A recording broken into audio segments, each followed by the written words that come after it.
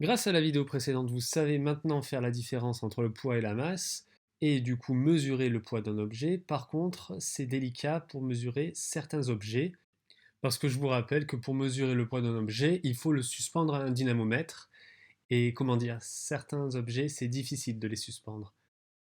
Du coup, dans cette vidéo, on va voir comment calculer un poids avec la fameuse formule P égale m fois g. Mais bon, comment se souvenir de cette fameuse formule? Alors je vous donne deux techniques, une qui est plus critiquable que l'autre. Donc dans cette formule, il y a trois lettres, P, M et G.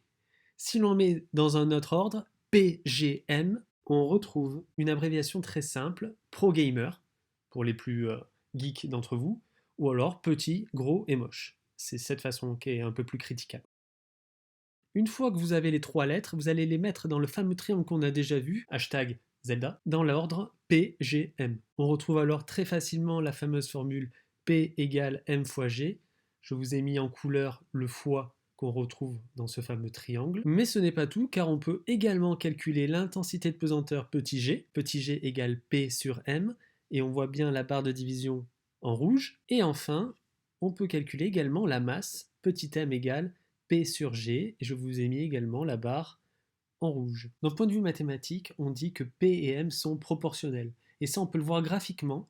Tout simplement, ça forme une fonction linéaire, c'est-à-dire une droite qui passe par l'origine des axes. Faisons maintenant des calculs un peu plus concrets. Prenons par exemple une bouteille d'eau de 1 litre de masse M égale 1 kg. La consigne est la suivante. Calculer son poids sur Terre, puis sur la Lune. Il faut donc utiliser la formule P égale m fois g, avec m qui vaut 1 kg et petit g. Alors moi je vais prendre 9,81 qui est donné, soit on prend 10 quand il n'est pas donné dans l'exercice. En appliquant la formule, on trouve donc 1 fois 9,81 égale 9,81 newtons. Bon là c'est très facile parce que j'ai pris un objet d'1 kg.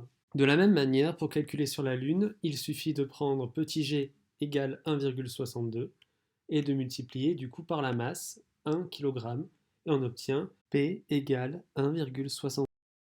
Le calcul est le même pour un objet de plus grande masse. Prenons par exemple une grosse bouteille d'eau Cristalline, ça coule de source.